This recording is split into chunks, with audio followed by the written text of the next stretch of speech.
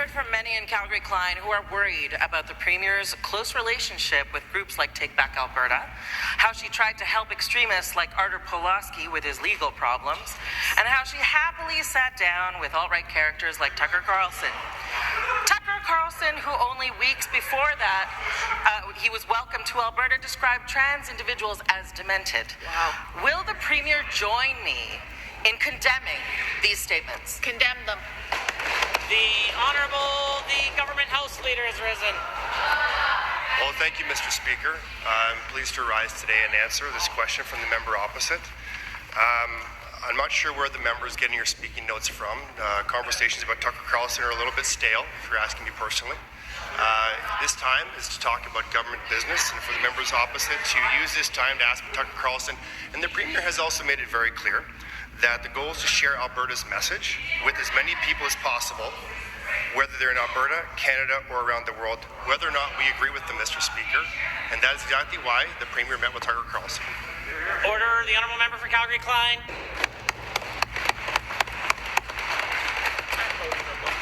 The Alberta story includes trans people.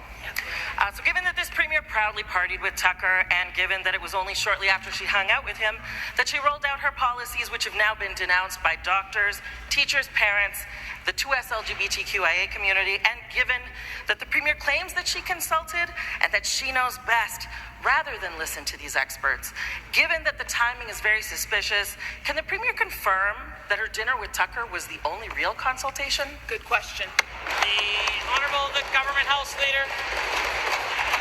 Mr. Speaker, again, I do find it disappointing that the members opposite would use this time and question period to ask questions about government policy, to be asking about something as stale as a Tucker Carlson interview. This was a conversation that we talked about before we broke for the Christmas break. But what I will say is Alberta has a tremendous story to tell, a tremendous story to share. The Premier's job is to sell that story and tell that story to everybody, including here in Canada, in the U.S. and around the world. And that's exactly why she met with Tucker Carlson, an opportunity to tell Alberta's story to a lot of people who listen. Member for Calgary-Klein.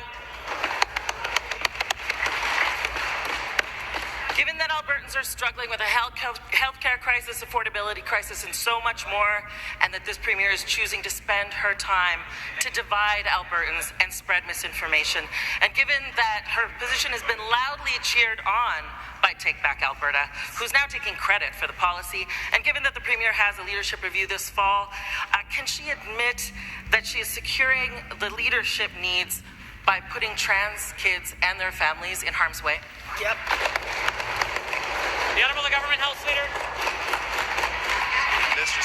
Mr. Speaker, this is not a time to be talking about party politics, rather about government business. I do find the insinuation outright repulsive.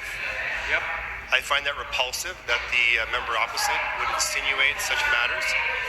I will say the government believes that all children in Alberta deserve our respect and our support as they grow and as they mature. And we are engaging on the implementation of health policies around gender reassignment and affirmation that will align with international evidence-based best practices.